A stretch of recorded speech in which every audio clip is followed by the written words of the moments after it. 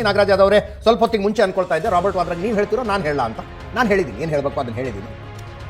Robert Vadra ಆಗಲಿ ನಾಗರಾಜ್ ಹೇಳಿಕೆ ಆಗಲಿ ಪ್ರಸ್ತುತ ಅಲ್ಲ. ನಾನು ಹೇಳ್ತಿರ್ತೇನೆ, ನಾವು ವಿಚಾರ ಹೇಳ್ತೀನಿ, ಪ್ರಸ್ತುತ ಅಲ್ಲ, ಬಾಯಿ ಮುಚ್ಕೊಂಡಿರ್ಬೋದು. ಅದು ಈ ದಾಳಿಗೆ ಕಾರಣ ಆಯ್ತಾ ಅನ್ನೋದಷ್ಟೇ ಪ್ರಶ್ನೆ. ಇಲ್ಲ ನಾನು ನಿಮ್ಮನ್ನು ಕೇಳ್ತೀನಿ, ಅದನ್ನೇ ಹೇಳ್ತಾ ಇದ್ದೀನಿ, ಅವರ ಒಪಿನಿಯನ್ ನೀವು ಒಪ್ತೀರಾ ಅಂತ ಕೇಳ್ತಾ ಇದ್ದೀನಿ. ಒಂದು ಮಾತು ಸ್ಪಷ್ಟವಾಗಿ ಹೇಳ್ತೀನಿ, ಭಾರತದಲ್ಲಿ ಹಿಂದೂ ಮುಸ್ಲಿಂ ವಿಭಜನೆ ಆಗಿದೆ, ಮುಸ್ಲಿಮರಿಗೆ ಅಭದ್ರತೆಯ ಭಾವನೆ ಇದೆ, ಆ ಕಾರಣಕ್ಕಾಗಿ ಹಿಂದೂಗಳು ಯಾರು ಅಂತ ಹುಡುಕಿ ಪಹಲ್ಗಾಮ್ನಲ್ಲಿ ಕೊಂದ್ರು ಅನ್ನೋದನ್ನ ತಾವು ಒಪ್ತೀರಾ ಅಂತ ಕೇಳ್ತಾ ಇದ್ದೀನಿ. ನಾನು ಕೊಂದಿರ್ತಕ್ಕಂಥದ್ದು ಯಾರು ಒಪ್ಪಲಿಕ್ಕೆ ಸಾಧ್ಯನೇ ಇಲ್ಲ. ಅವ್ರು ಹಿಂದೂಗಳನ್ನ ಕೊಲ್ಲಿ ಅಥವಾ ಮುಸಲ್ಮಾನರನ್ನ ಕೊಲ್ಲಿ ಭಾರತೀಯರನ್ನ ಕೊಲ್ಲಿದ್ರೆ ನಾವು ಸುಮ್ಮನೆ ಇರಲಿಕ್ಕೆ ಸಾಧ್ಯವೇ ಇಲ್ಲ.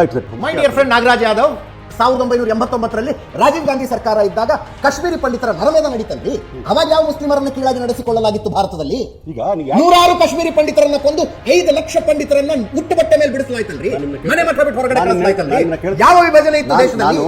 ನಾವು ಏನಾಯ್ತು 80ರ ದಶಕದಲ್ಲಿ ಮಾತಾಡ್ತೀವೋ, ಏನ್ ಮಾಡಬೇಕು, ಹೇಗೆ ನಮ್ಮ ನಾಗರಿಕನ ಸೇವೆ ಮಾಡಬೇಕು ಹೇಳ್ಬೇಕು. Don't waste teach me how to spend my time. ಭಾರತದಲ್ಲಿ ಯಾವ ಸಮುದಾಯವನ್ನು ಯಾವ ವರ್ಗವನ್ನು ಇನ್ನು ಒಬ್ಬರಿಗಿಂತ ಕೀಳಾಗಿ ಇನ್ನೊಬ್ಬರನ್ನ ನಡೆಸಿಕೊಳ್ಳಲಾಗ್ತಾ ಇಲ್ಲ.